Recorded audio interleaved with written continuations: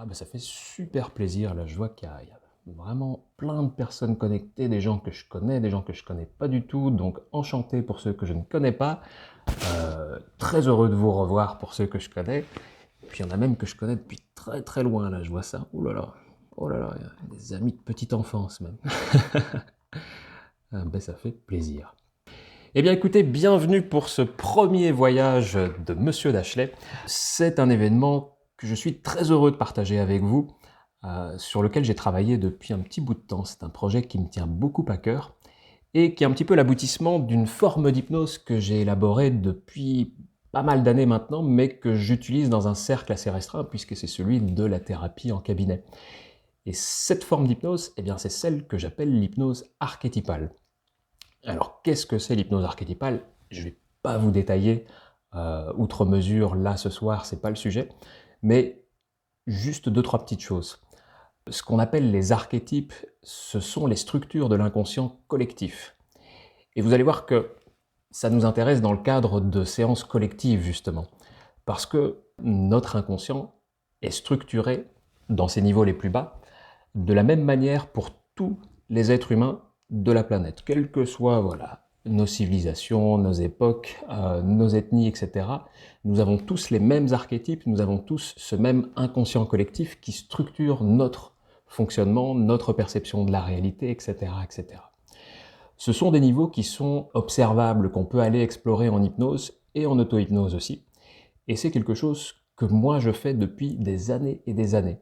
Alors aussi bien en auto-hypnose dans ma pratique personnelle, moi je fais à peu près 1 heure d'auto-hypnose tous les jours depuis une dizaine d'années, mais aussi dans le cadre de mes séances d'hypnose. Et c'est que du bonheur. Je vous dis ça vraiment, là c'est le point de vue du praticien, mais travailler avec les archétypes, avec ces niveaux de l'inconscient, c'est une richesse extraordinaire. Vraiment, vous ne savez jamais véritablement sur quoi vous allez tomber, et vous êtes toujours surpris par la beauté des choses qui se manifestent dans l'inconscient. Et ça, c'est vraiment une certitude que j'ai acquis avec ma pratique professionnelle, c'est que notre inconscient, l'inconscient de n'importe qui, quel qu'il soit, est d'une richesse, mais incroyable. Et c'est beau, c'est chouette à savoir parce que ça redonne de la valeur aussi à tout, en fait. Voilà, à chaque fois qu'on peut douter de soi, qu'on peut avoir un manque de confiance, qu'on peut avoir un moment d'hésitation ou autre, eh bien il suffit de se rappeler qu'à l'intérieur de nous, eh bien nous avons toute cette richesse, toutes ces parties qui sont là, qui travaillent pour nous dans l'ombre et dont nous n'avons même pas idée la plupart du temps, et qu'en fait ces ressources, elles sont là, on peut les utiliser, et elles sont à notre disposition. Donc voilà, cette hypnose archétypale, c'est ces niveaux-là de l'inconscient que nous allons traverser au cours des voyages de Monsieur Dashley. Ce sont des voyages qui sont construits avec plusieurs étapes, plusieurs briques, comme je les appelle, qui sont emboîtées, et chaque brique a son utilité. Vous allez voir qu'il y a 3 axes principaux dans chaque voyage de Monsieur Dashley. Le tout premier, c'est une phase de désactivation des choses négatives. Donc, puisque en l'occurrence, le sujet d'aujourd'hui, c'est apprendre à bien faire ses choix, ces bons choix, ces choix qui nous correspondent véritablement, eh bien, on va désactiver toutes les pollutions qui pourraient nous empêcher, justement, de faire proprement ces choix. Dans une deuxième partie, on va renforcer les mécaniques positives que nous allons construire ensemble. Voilà, c'est une phase de construction, tout simplement. Et dans une dernière partie, eh bien, c'est une phase de validation. Donc ça, cette partie-là, on la retrouve aussi dans les séances d'hypnose classiques. C'est ce qu'on appelle la plupart du temps les futurisations. Donc on va aller faire un tour dans le futur pour voir justement concrètement à quoi tout ce travail qu'on vient de faire a servi. Alors, juste une toute petite chose. Les voyages de Monsieur Dashley, ce sont des séances d'hypnose qui sont faites avant tout pour les gens qui connaissent déjà l'hypnose. Donc, je ne passe pas de temps à expliquer ce qu'est l'hypnose, je pars du principe que vous vous êtes déjà au minimum renseigné sur la question. Si jamais vous n'avez aucune idée de ce qu'est l'hypnose, eh bien, je vous conseille une chose toute simple, c'est de vivre la séance comme une méditation guidée. Voilà, ne vous posez pas la question de où sont les phénomènes hypnotiques, à quel moment est-ce que je plonge en transe, etc.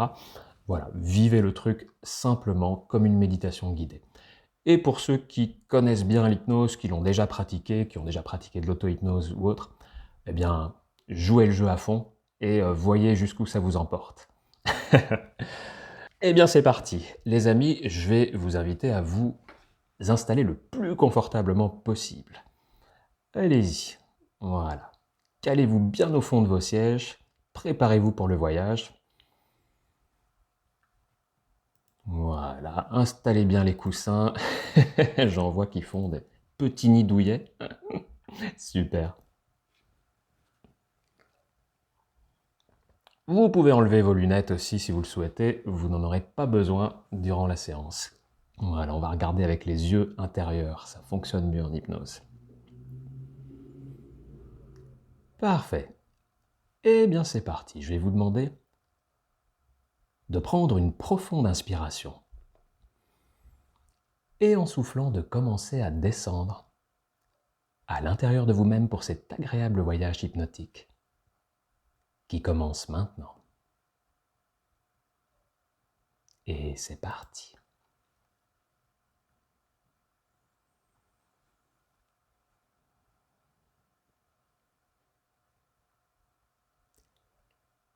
Les portes de l'imaginaire, imaginote, sont nombreuses. Celle que je vous invite à emprunter aujourd'hui est celle de l'armoire magique. Remontez dans vos souvenirs anciens. Peut-être vous aussi, en avez-vous déjà eu l'intuition au cours de vos jeux d'enfants. Toutes les armoires ne se valent pas. Certaines, en réalité, ne donnent pas sur une cloison de bois ou sur un mur de plâtre, mais ouvrent sur d'autres mondes cachés, d'autres réalités. Sont-elles le fait de quelques divins menuisiers? Je l'ignore. Mais je sais qu'elles existent, là, quelque part dans notre imaginaire. Lewis, l'auteur du roman Narnia, en a d'ailleurs rendu une fort populaire. Mais il en existe bien d'autres, moins célèbres, qui parsèment les évasions oniriques de l'humanité et leur permettent de plus exotiques échappées belles. C'est l'une de ces mystérieuses armoires magiques que je vais vous demander d'imaginer là, maintenant, avec les portes encore closes pour l'instant. Visualisez-la bien, cette armoire magique, votre armoire magique, juste devant vous, dans le décor de votre choix. Et observez les choix que votre inconscient a faits sans que votre conscient n'en ait conscience. Tous les petits détails de l'armoire, les gravures, les angles, les courbes du bois, l'essence de celui-ci, son odeur résineuse, ou peut-être même celle de la cire d'antiquaire, sa texture également. Touchez-la, cette armoire, ressentez-la sous vos doigts, rendez-la encore plus réelle. Cognez doucement à sa porte, entendez le bruit feutré que produit ce geste.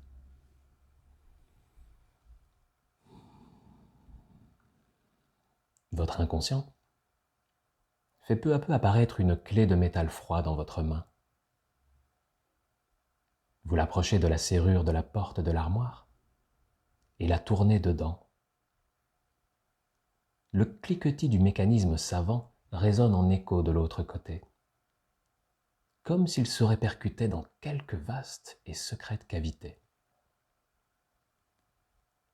Vous ouvrez la porte. Elle grince légèrement. Une puissante odeur boisée et florale, provenant de l'intérieur de l'armoire, vient alors embrasser vos narines et pénétrer vos poumons. Derrière la porte, l'obscurité se trouve déchirée par une brèche lumineuse et multicolore, d'où s'échappe un bruit léger, un très discret grésillement. Vous comprenez qu'il s'agit là de la véritable porte. Le portail ésotérique ouvrant sur les régions secrètes de l'âme, ce monde intérieur où tout est possible et où vous attend votre voyage d'aujourd'hui. Alors allez-y, entrez dans l'armoire, empruntez cette brèche. Et à ce moment, tout en restant dans cet agréable état d'hypnose, je vais vous demander de faire quelque chose d'extrêmement frustrant. Je vais vous demander d'ouvrir les yeux un instant, comme pour dire au revoir à la réalité matérielle, puis de les refermer pour mieux ouvrir vos yeux intérieurs et replonger 5 fois plus profondément encore dans ce sommeil hypnotique profond. Allez-y, ouvrez les yeux et fermez les yeux à nouveau. Voilà. Encore une fois, ouvrez les yeux et fermez les yeux. 10 fois plus profondément encore. Et une dernière fois encore. Ouvrez les yeux. Fermez les yeux. 20 fois plus profondément. Voilà. Passez cette porte intérieure. La transe vous porte et vous transporte dans ce tourbillon de couleurs et d'émotions, comme une transhumance transmutatrice qui vous conduit de porte en porte et qui apporte, infuse et transfuse dans l'âme les sagesses universelles. Sagesse qui transforme les perceptions personnelles et jette à bas les portes-étendards des anciennes certitudes, pour les remplacer par des pages blanches, vierges et innocentes de tout jugement, où le scribe intérieur retranscrira l'expérience vécue lors de cette transe hypnotique, tel un précieux trésor intérieur. Et je vais décompter de 10 jusqu'à 1. À chaque chiffre, vous allez voyager plus loin encore à l'intérieur de vous-même. À chaque chiffre, l'état d'hypnose s'amplifie 3 fois plus. Et à chaque chiffre, votre corps se détend davantage encore, comme s'il s'autorisait à plonger dans un profond et souverain sommeil. Profond sommeil. Dormir. 10. Vous partez toujours plus loin. 9. À l'intérieur de vous-même. 8. Agréablement. 7. Hypnose profonde. 6. Voyage initiatique. 5. Sommeil du corps. 4. Corps lointain. 3. Expérience puissante. 2. Vers le changement. Et 1. Le tourbillon hypnotique de pensées, de sensations et de couleurs se calme peu à peu, pour laisser la place à un décor nouveau qui se dessine timidement tout autour de vous. Mais avant même de pouvoir distinguer clairement les choses qui vous entourent, ce sont vos sens qui vous renseignent sur le moment de la journée où vous vous trouvez. C'est le milieu de la nuit. Vous en ressentez l'ambiance calme et sereine, comme si tout était au ralenti, infusé de sommeil.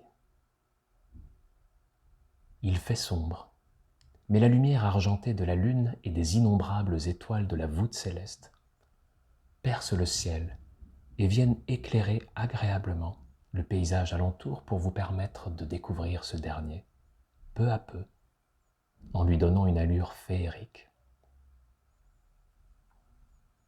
Ce paysage, le voici.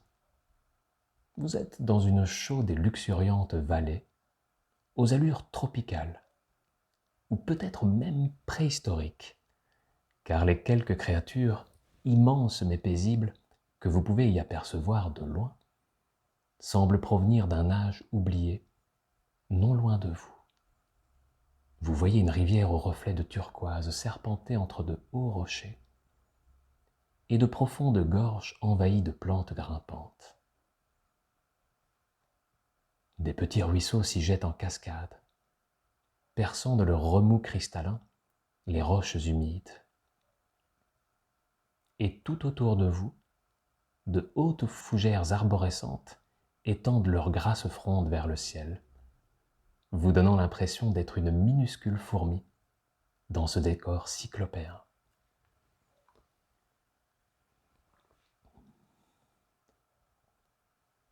Vous vous sentez bien. Les odeurs de la végétation, les textures de celle-ci et des roches alentours, le doux bruit de l'eau, les quelques piaillements et braillements des créatures paisibles que vous entendez de temps à autre, les jeux d'ombre et de lumière, la température de l'air et la brise délicate qui vient caresser votre peau. Toutes ces sensations vous apaisent, vous réconfortent et viennent bercer vos sens, amplifiant un peu plus à chaque respiration nouvelle cet état d'hypnose agréable et profond.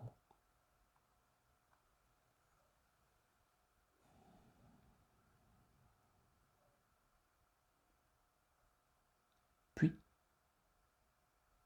comme s'il apparaissait de nulle part, vous apercevez dans ce lieu, non loin d'où vous vous tenez, un personnage mystérieux qui regarde dans votre direction. Il s'agit d'un vieillard à la longue chevelure et à la barbe blanche, un vieux sage s'appuyant sur un bâton noueux. Il s'avance vers vous et, une fois à votre hauteur, vous salue poliment et vous dit comment il s'appelle. Entendez son nom, ou imaginez-le, et notez-le bien dans votre esprit, car ce vieux sage sera votre guide tout au long de ce voyage intérieur. Et, plongeant son regard expérimenté dans le vôtre, se raclant la gorge, il vous éclaire sur la quête dans laquelle vous vous êtes engagé.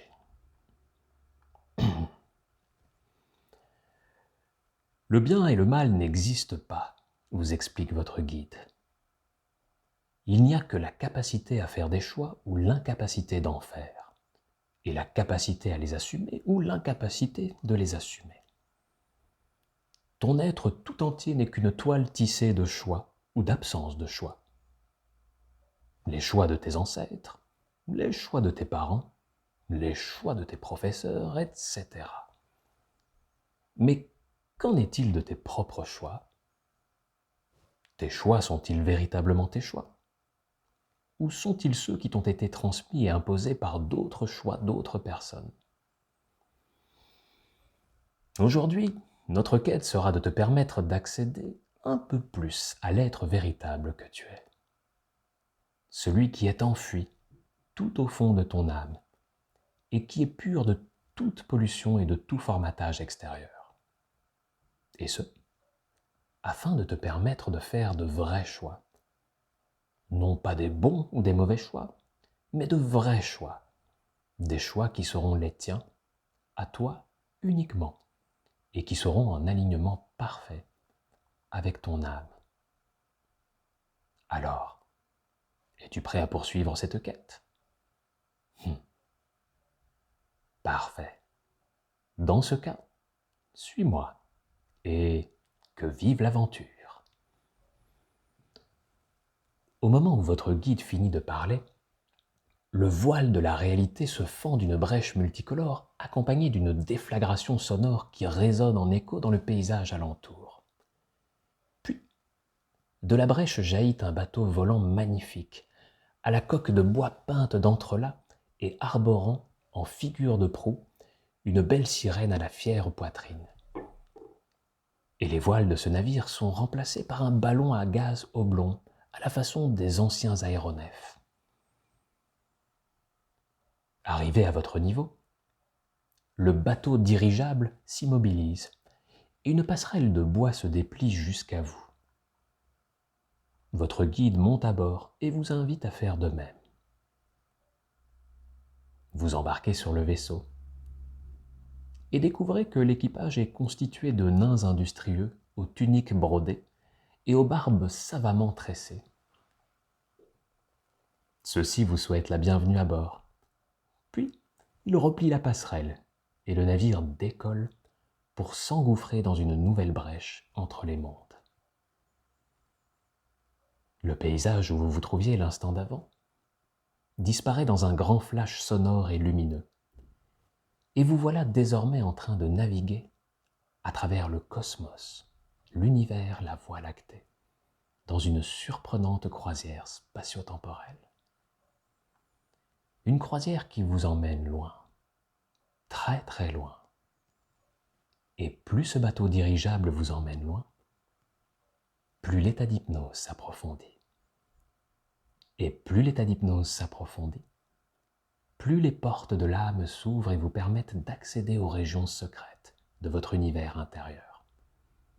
Celles qui vous permettront d'améliorer votre être dans une version toujours plus belle et toujours plus sage de vous-même.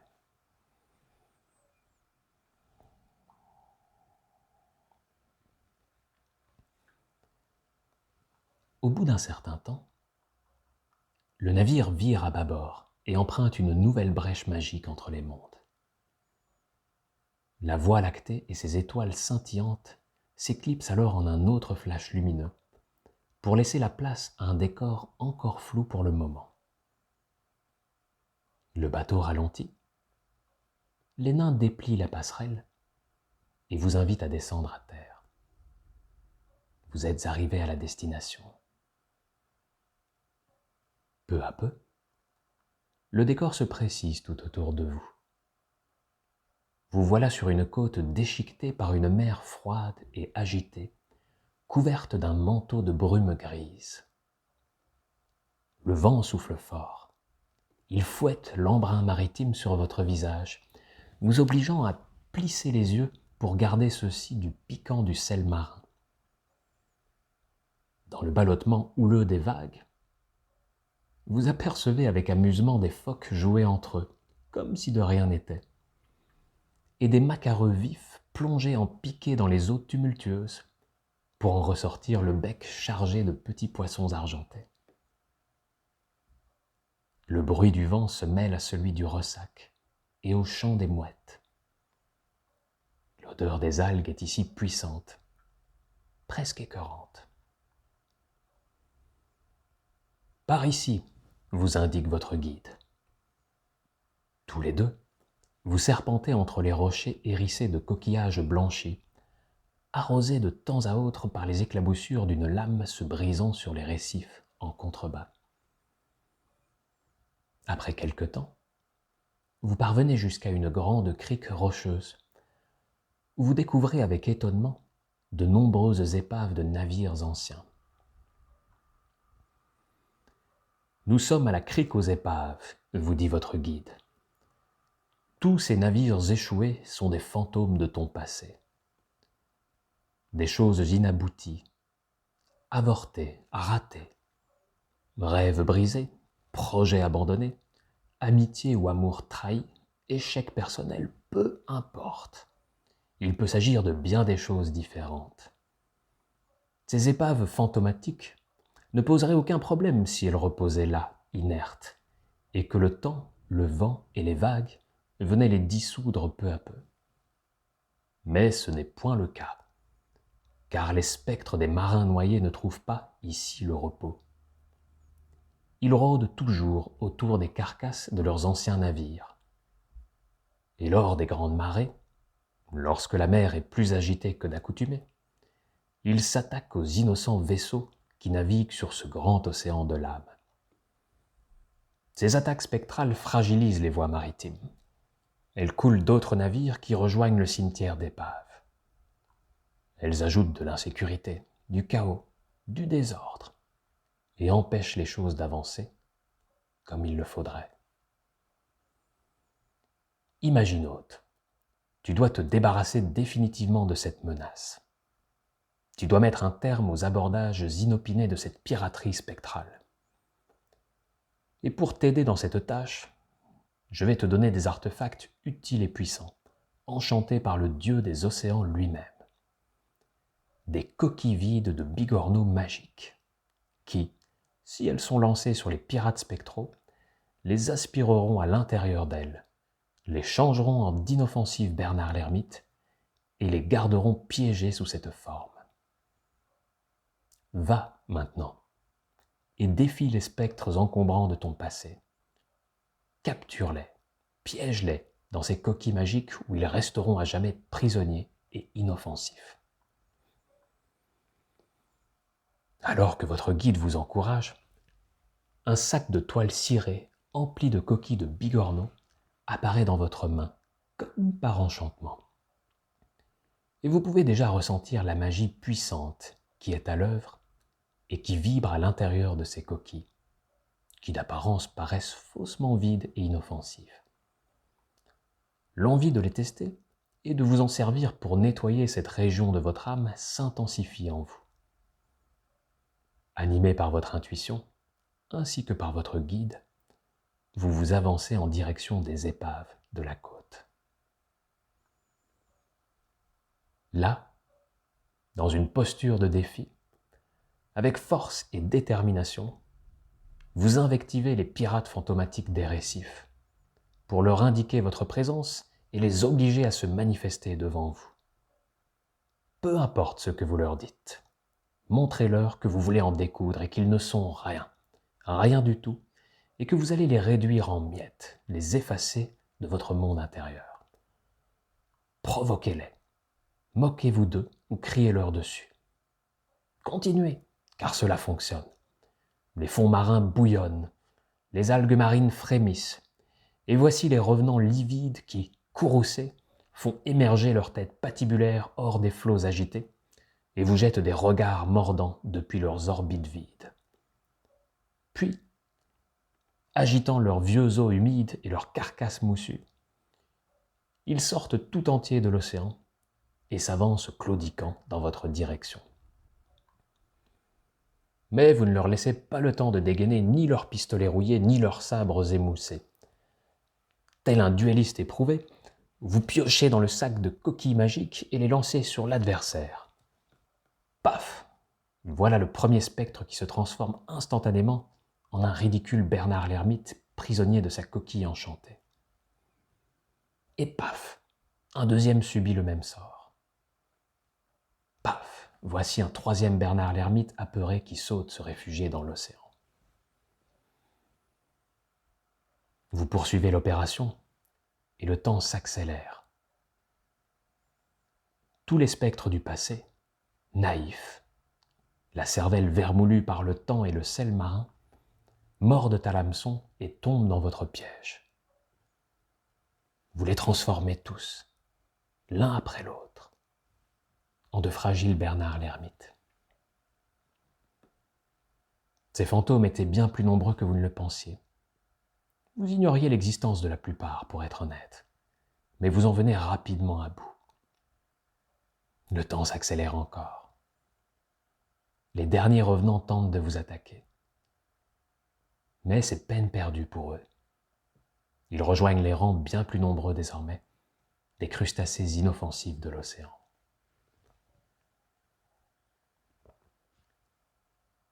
Enfin, voilà le tout dernier spectre pirate qui s'avance dans votre direction.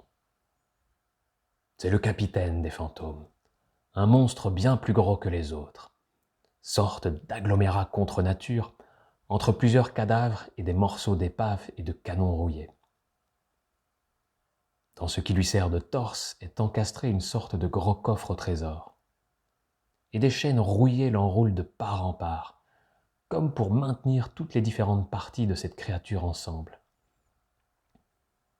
Pour ce mort-vivant, une seule coquille magique ne suffit pas.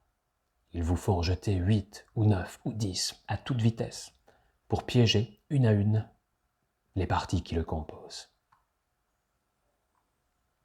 Et au moment où le coffre au trésor s'écrase mollement au sol, entouré de Bernard l'ermite fuyant, vous savez que vous avez gagné la bataille. Alors, le temps reprend son cours normal. Les bourrasques marines s'apaisent et se muent en une douce brise printanière. Les brumes s'évanouissent et laissent la place aux réconfortants rayons du soleil qui illuminent de leurs reflets une mer de cristal sereine. Vous apercevez à l'horizon des navires qui glissent élégamment sur les eaux sûres désormais. Votre victoire a métamorphosé le paysage, le rendant tellement plus vivant, tranquille et coloré désormais. Et vous pouvez ressentir à l'intérieur de vous les mêmes transformations qui s'opèrent, comme si votre corps et votre esprit se voyaient réharmonisés intégralement. Fier de votre exploit, vous vous avancez vers le coffre au trésor et vous l'ouvrez d'un geste résolu. À l'intérieur, vous ne trouvez qu'un seul objet, une sorte de petite pierre dorée gravée d'un symbole magique. C'est une rune d'Adala, déesse de la civilisation et de la connaissance, vous explique votre guide en vous montrant le symbole sur la pierre. Donne-la à la noble déesse et, en échange, celle-ci t'offrira ses bénédictions. À ce moment, la pierre se met à vibrer dans votre main, puis à rayonner d'une lumière dorée et translucide qui vient créer comme une bulle autour de vous. Une bulle qui semble peu à peu vous détacher du reste du décor. Alors, tout à coup, en un claquement de doigts, vous voyez le paysage alentour se distordre et disparaître, tandis que la pierre magique vous téléporte jusqu'au domaine de la déesse. Vous atterrissez sur une grande place pavée, déboussolé et un peu décoiffé par ce voyage express. Devant vous se trouve l'entrée d'une bibliothèque immense, cyclopéenne, plus haute même que les nuages du ciel. Car il ne s'agit pas là de n'importe quelle bibliothèque. Il s'agit de la grande bibliothèque d'Akam, la bibliothèque des dieux, où sont réunis tous les savoirs de l'univers et de toutes les époques. Un lieu de connaissance infinie. Et devant ce bâtiment, à l'architecture écrasante, se tient une noble guerrière en armure, droite comme un i. Elle tient ferme une lance à la main et a un casque relevé sur sa tête, dévoilant ainsi son visage aux traits asiatiques et aux yeux de saphir. Vous reconnaissez là la déesse Adala, gardienne de la connaissance, qui veille nuit et jour pour protéger la bibliothèque d'Akam des attaques dévastatrices des trois plus perfides démons de la création, la bêtise, la superstition et l'ignorance. D'un regard alerte mais accueillant, la déesse vous invite à vous rapprocher d'elle. Vous vous exécutez et, une fois à sa hauteur, vous vous inclinez respectueusement tout en lui tendant la rune dorée. Elle la récupère et vous sourit. Imaginote. Merci de m'avoir ramené cette rune, vous dit la déesse Adala. Par ce geste, tu consolides notre confiance mutuelle et je t'en remercie. Reçois de ma part une autorisation pour accéder à certaines salles de la bibliothèque d'Akam. Il s'agit là d'un grand privilège, car les mortels n'ont que rarement accès à ces ressources secrètes. Et les connaissances qui puisera ton âme te permettront d'avancer grandement dans ta quête. Sois-en assuré. Mais seul ton inconscient sera autorisé à pénétrer l'enceinte sacrée de la bibliothèque. Ton conscient, lui, devra rester à la porte, car telle est la règle. Cet apprentissage se fera donc uniquement lorsque tu n'y penseras pas, en arrière-plan. Alors maintenant va, car je vois que l'on t'attend. Vous remerciez la noble déesse, puis vous tournez les talons et vous apprêtez à repartir. Mais, à ce moment, à l'intérieur de vous, c'est comme s'il se passait quelque chose d'étrange et de difficile à décrire avec des mots. Comme si vous pouviez ressentir au plus profond de votre âme des sensations nouvelles, mais aussi des images nouvelles, et peut-être des sagesses nouvelles également. Car c'est comme si des verrous étaient en train de sauter, les uns après les autres, en votre fort intérieur, vous donnant accès à des ressources puissantes et ancestrales. Des images, de manuscrits défilent dans votre tête. Vous voyez également un grand bibliothécaire, à la robe épinglée de parchemins mystiques et de symboles hermétiques, et des scribes qui recopient des savoirs antiques. Souvenirs archaïques, visions du présent, aperçus de l'avenir, vous l'ignorez. L'image de la déesse Adala, affrontant les démons de la bêtise, de la superstition et de l'ignorance, émerge elle aussi dans votre esprit. Et, tout au-dessus du champ de bataille, une chouette blanche aux yeux de saphir observe la scène. Puis, soudainement, toutes ces images et ces sensations étranges s'éclipsent aussi vite qu'elles étaient apparues. Vous respirez une grande bouffée d'air frais. Reprenez vos esprits et vous vous remettez en chemin. Car non loin de là, vous retrouvez le navire volant de tout à l'heure, passerelle dépliée, n'attendant que vous pour décoller. Vous montez à son bord et y retrouvez votre guide bienveillant. Le bateau dirigeable décolle et il repart vers d'autres temps et d'autres lieux. Durant cet agréable trajet, votre guide s'adresse à vous en ces mots. Le travail qui a été accompli tout à l'heure, de même que les bénédictions que tu as reçues de la divinité, tout cela a changé beaucoup de choses en toi. Tu n'en as peut-être pas encore totalement conscience, mais une partie de toi sait que tu viens d'accomplir, lors de ce voyage, quelque chose d'extrêmement important, et que tu es maintenant une personne différente. Une personne pour qui avancer dans la vie est toujours plus facile et naturel désormais. Et pour te le montrer, je te conduis en ce moment même jusque dans ton futur, pour que tu puisses le voir de tes propres yeux. Le bateau volant ralentit peu à peu et arrive à destination. Les nains de l'équipage déplient la passerelle et vous invitent à descendre. C'est ce que vous faites.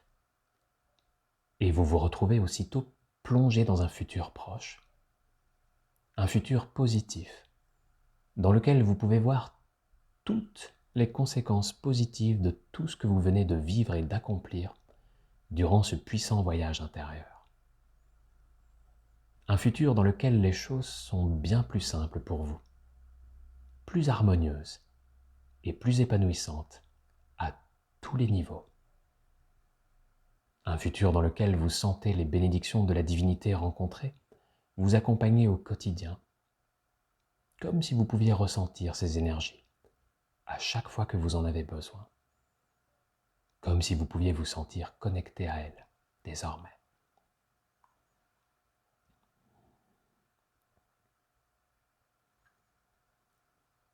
Profitez de ce futur. Faites le plein de toutes les bonnes ondes qu'il y a à y puiser, de toute l'énergie et en même temps de toute la sérénité qui y règne. Et sentez votre inconscient, en parallèle, imprimer en lui cette nouvelle réalité, la graver, la fixer dans chaque recoin de lui-même, et au-delà également, jusque dans votre conscient, jusque dans votre corps, comme si tout cela s'inscrivait dans vos cellules, dans vos gènes, et devenait partie intégrante de qui vous êtes, de comment vous fonctionnez, de comment votre corps fonctionne, de comment vous percevez les choses, et de comment vous vous percevez vous-même. Et les choses seront bien plus belles et faciles de jour en jour désormais. Vous le savez en votre fort intérieur. Puis, Une fois que vous avez fait le plein de toutes ces énergies du futur, votre guide vous apparaît une dernière fois et vous invite à remonter à bord du bateau dirigeable. Mais vous remontez en étant différent, transformé, comme si vous étiez déjà cette personne améliorée du futur. Car pour votre âme, c'est le cas désormais.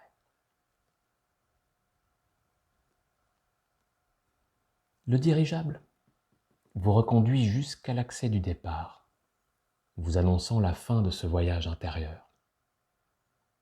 Vous saluez chaleureusement l'équipage et les remerciez pour tout. Puis, une fois à terre, vous faites de même avec votre guide qui vous a tant apporté. Merci à toi, vous répond votre guide, car si tous les humains comme toi prenaient le temps de voyager à l'intérieur d'eux-mêmes pour s'améliorer, alors le monde réel serait un endroit surprenant de beauté et d'harmonie.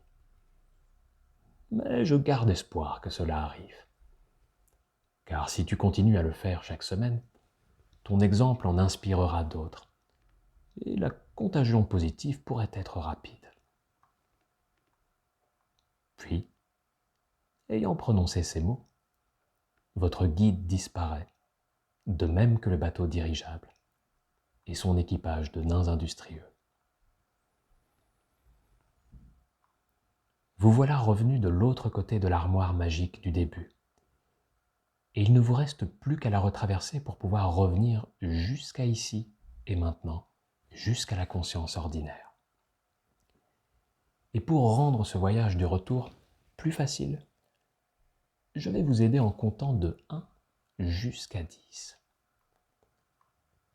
À chaque chiffre, vous allez traverser un peu plus cette armoire magique et sentir les énergies du conscient remonter jusqu'à vous, vous reconnectant à la réalité sensible. À chaque chiffre également, tout le travail effectué, toutes les bénédictions reçues, tous les changements fixés, toutes ces belles choses vont s'ancrer encore plus profondément dans votre âme et y devenir encore plus réels, encore plus concrets et encore plus effectifs, orientant votre vie vers un horizon toujours meilleur. C'est parti. Avec le 1, vous sentez les énergies qui remontent en vous.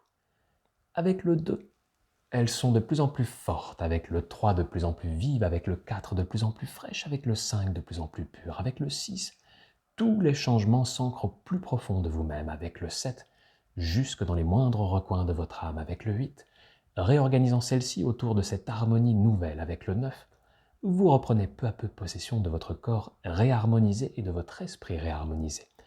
Et avec le 10, l'armoire magique se referme derrière vous puis disparaît, tandis que vous émergez à votre rythme et que vous vous sentez super bien, prêt à passer une agréable fin de journée et une vie épanouissante, riche des ressources que vous avez mobilisées pour votre avenir et fier de ce beau voyage que vous venez d'effectuer.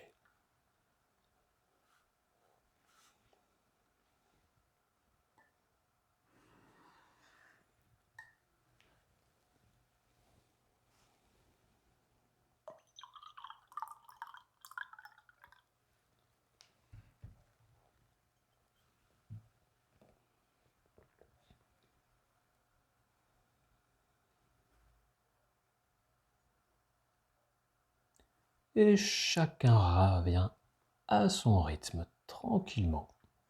Voilà, je vous laisse quelques instants pour émerger, pour vous reconnecter à la réalité ordinaire. Prenez votre temps, étirez-vous, buvez un petit verre de thé à la tienne Nicolas.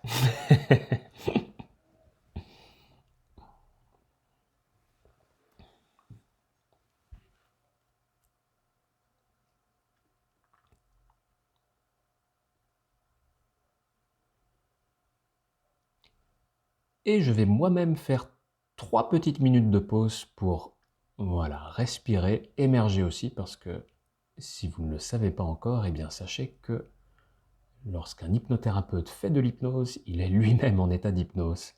Et parfois, le retour à la réalité est plus compliqué pour lui encore. Donc voilà, je vous laisse 3 petites minutes et je reviens. On débrief, vous me direz ce que vous en avez pensé, et puis on discutera un petit peu de la question de faire des choix. A tout de suite.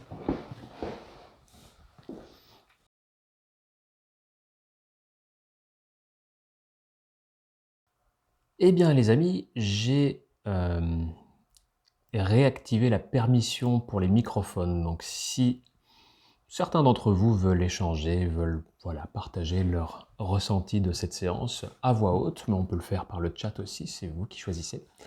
Eh bien voilà, la parole circule. Alors quel est le moment que vous avez préféré dans ce voyage, dites-moi? Je dirais peut-être le moment où on tue tous les malfrats avec les coquillages. Avec des coquilles de bigorneaux magiques. J'essaierai cet été. Eh bien, croyez-moi, ça, c'est quelque chose qui est venu spontanément lors d'une séance d'auto-hypnose que j'avais fait il y a des années de ça remonte. Et ça avait super bien marché. Alors, je me suis dit, bah tiens, je vais réutiliser cette technique-là parce que elle est plutôt sympa. La rencontre avec la déesse semble remporter aussi l'adhésion. Alors, est-ce qu'une coupure peut interférer avec l'hypnose? Non. Une séance d'hypnose, elle peut être fractionnée, c'est pas un souci. Ce qui se passe, c'est que tout simplement, vous vous rattachez au fil conducteur, vous revenez à l'histoire et vous reprenez le truc, tout simplement. Il faut savoir que en hypnose et en auto-hypnose, vous pouvez même faire une séance en plusieurs fois. Si vous n'avez pas le temps de la finir, eh bien vous pouvez vous arrêter en plein milieu de la séance, la reprendre à un autre moment, un autre jour. Ça ne pose aucun problème. Non, on va te coucher toi. Alors par contre, j'entends quelqu'un qui dit à ses enfants d'aller se coucher, je sais pas qui c'est qui. Pardon. Donc non, il faut savoir une chose, c'est que pour l'inconscient, le passé, le présent et le futur, ce sont des notions qui sont extrêmement abstraites. Donc c'est pour ça que on peut reprendre une séance, on peut revenir au début, on peut repartir après si on a oublié quelque chose, si on a envie de retravailler autre chose. Donc c'est pas du tout un souci. Absolument pas. Merci, merci. Si l'hypnose n'a pas fonctionné, ça veut dire que nous serons jamais réceptifs. Non, c'est terrible. En plus, vous allez choper plein de furoncles et de trucs terrifiants. Non, je vous rassure, tout le monde est réceptif à l'hypnose. Le simple fait d'imaginer quelque chose est déjà une forme d'hypnose en tant que telle. Donc c'est tout simplement qu'on a parfois tendance à imaginer trop de choses par rapport à l'hypnose à cause de ce qu'on a pu voir dans les films, dans les spectacles de Mesmer, etc. etc. Et c'est pour ça que je vous avais dit aussi que ne vivez pas le truc, si vous ne connaissez pas l'hypnose, comme une séance d'hypnose, mais comme une séance de méditation. Parce que c'est la même chose, tout simplement. L'état méditatif et l'état d'hypnose sont tous les deux des trans, des états de conscience modifiés. C'est exactement la même chose. Donc voilà, il n'y a pas du tout de différence. Alors, eh bien, je voulais juste qu'on aborde pendant les quelques minutes qui nous restent la question du choix. Et c'est une question que j'aimerais vous poser d'ailleurs à vous tous. Est-ce que vous avez l'impression que c'est difficile de faire des choix à certains moments dans votre vie? Elle est un peu bateau, hein, cette question. On pourrait avoir tendance à croire que tout le monde dirait oui, il y a forcément des choix qui sont difficiles à faire. Pas forcément, ça dépend des personnes. Et quand c'est tout le temps, c'est difficile de faire des choix. Quand c'est tout le temps que c'est difficile de faire des choix, c'est parce qu'il y a justement soit des pollutions qui se sont mises en place, donc c'est pour ça qu'on est allé les attaquer à coups de coquilles de bigorneau, soit tout simplement parce qu'il y a des mauvais mécanismes qui se sont mis en place très tôt et qui vous ont éloigné en fait de qui vous êtes véritablement. Donc là, le travail, c'est vraiment de redécouvrir qui vous êtes, donc de vous réaligner avec vous-même et de rester intransigeant là-dessus. C'est une gymnastique de l'esprit. Dans un premier temps, il faut vraiment y travailler, il faut se poser la question à chaque fois, est-ce que les choix que je fais sont vraiment en accord avec qui je suis? Et si vous avez l'impression que ce n'est pas le cas, eh bien vous ne faites pas ces choix-là. Si vous avez l'impression que c'est le cas, vous les prenez, vous avancez dans cette direction. Alors bien sûr, il peut y avoir des peurs, il peut y avoir des choses, il peut y avoir des blocages, mais toutes ces choses-là, eh bien, ça se désactive les unes après les autres. C'est le travail de la thérapie. Alors oui, quand ça s'est installé sur le long terme, ça peut prendre un petit peu plus de temps, mais tout est possible. Tout ce qui s'est construit à un moment donné dans l'inconscient peut se déconstruire. Et puis je repensais aussi à une petite histoire.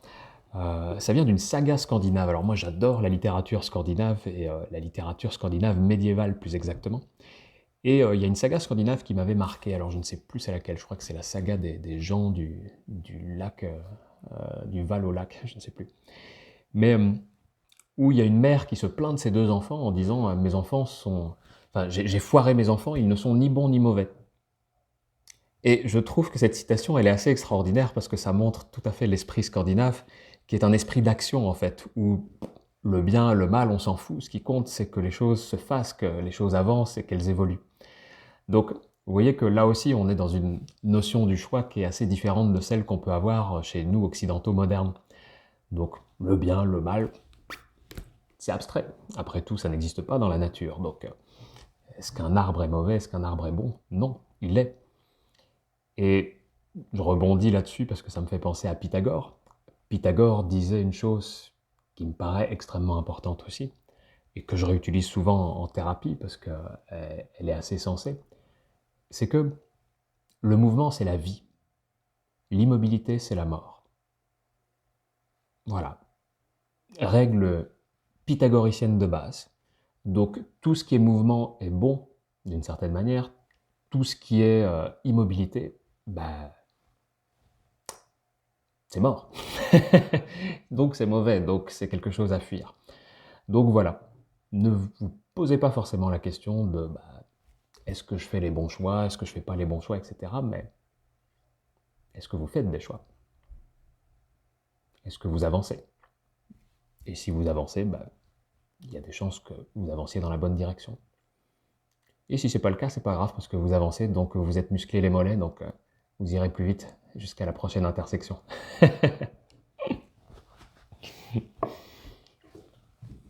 Faire des choix, ce n'est pas compliqué, c'est faire les bons choix qui est plus difficile. Aujourd'hui, j'essaye de ressentir le choix avant de le faire. On en revient à la question de l'alignement avec soi-même, c'est ce que je disais tout à l'heure, donc effectivement, plus vous êtes en accord avec vous-même, avec vos valeurs, avec qui vous êtes, etc., plus ce sera facile de faire des bons choix, justement. Les choix qui vous correspondent, comme je l'ai dit dans la séance. Mais c'est un travail de se connaître soi-même. D'ailleurs, il y a beaucoup de philosophes qui sont morts sans y être parvenus. C'est une question récurrente dans les manuels de philosophie.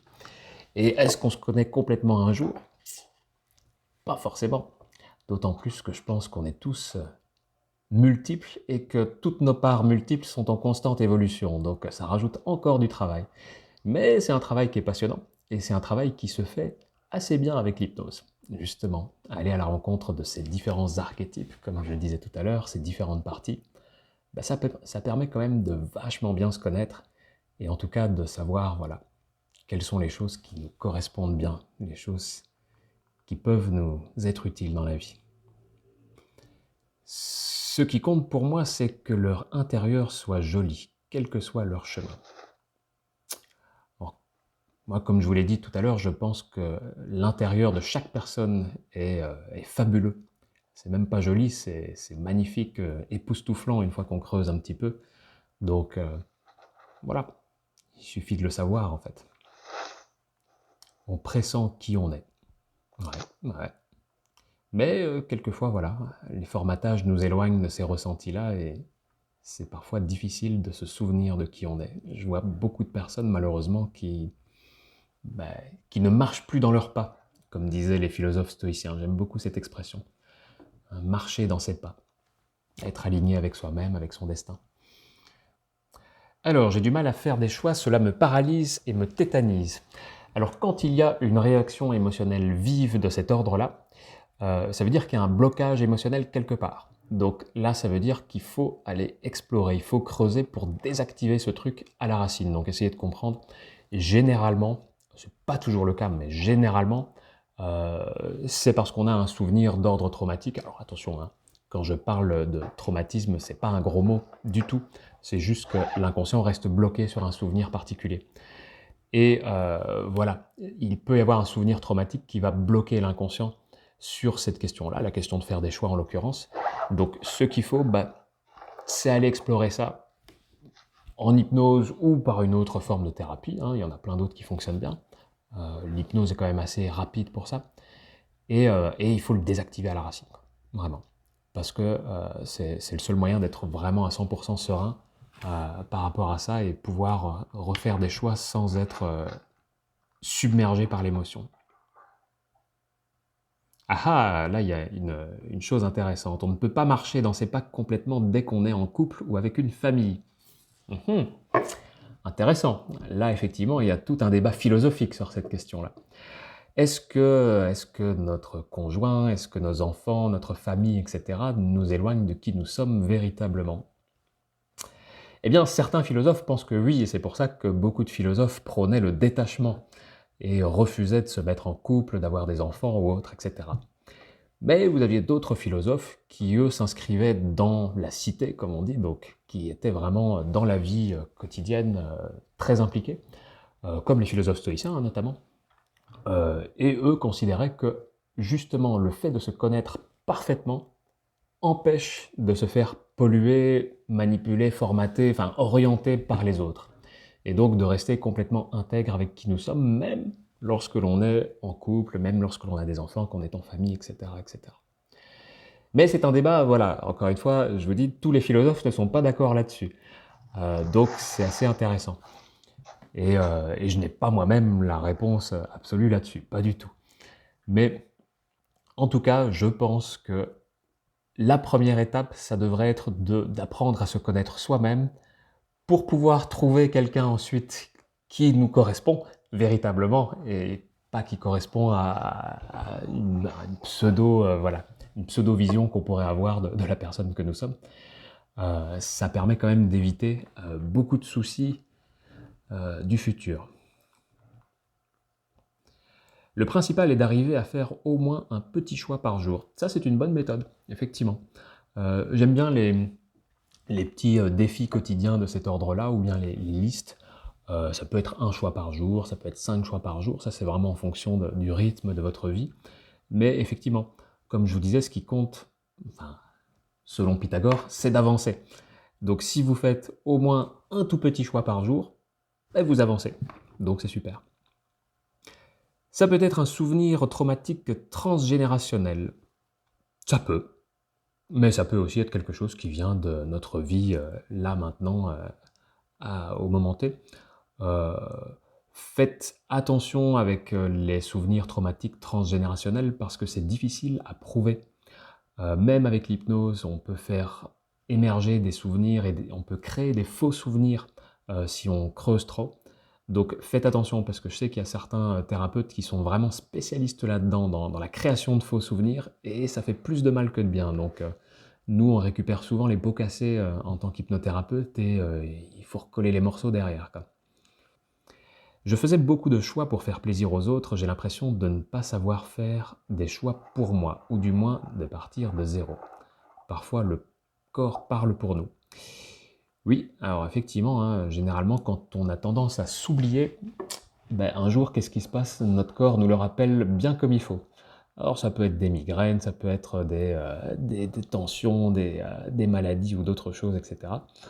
Voilà, il y a plein de façons que l'inconscient trouve pour s'exprimer. On ne veut pas blesser, alors parfois c'est pas simple. Oui, mais ne pas faire de choix pour ne pas blesser revient à blesser sur le plus long terme. Donc quelquefois il vaut mieux blesser à court terme et que la chose passe vite que de blesser sur une durée beaucoup plus longue. C'est en tout cas ma croyance. Eh bien écoutez, on arrive à la fin de ce premier live des voyages de Monsieur Dachelet. J'espère que ce moment a été agréable pour vous tout autant qu'il l'a été pour moi. J'espère que vous avez apprécié aussi ce petit moment d'échange juste après la séance. Moi j'aime bien justement rebondir sur ces questions. Je trouve ça plutôt sympa. Alors les gens étaient un peu timides pour les microphones, mais c'est normal, c'est la première fois. Et puis, ben, écoutez, ce projet, il est amené à se poursuivre. C'est vraiment, comme je vous l'ai dit, un projet qui me tient beaucoup à cœur. Et je compte vraiment poursuivre, faire une séance tous les mercredis soirs à 20 h avec à chaque fois un thème différent, mais un thème universel qui peut vraiment toucher chacun d'entre vous. Donc, j'espère que je vous y retrouverai. Ça me ferait vraiment plaisir. N'hésitez pas encore à m'envoyer d'autres commentaires si vous avez des idées pour améliorer la chose, des remarques, des critiques, etc. etc. Toutes les critiques sont toujours bonnes à prendre. Donc n'hésitez pas. Et puis je vous dis à mercredi prochain. Merci à tous pour votre écoute, pour votre participation. Et passez une très bonne nuit. Faites de beaux rêves de la déesse Adala et des bigorneaux Bernard l'ermite magique qui rampent au fond de l'océan désormais.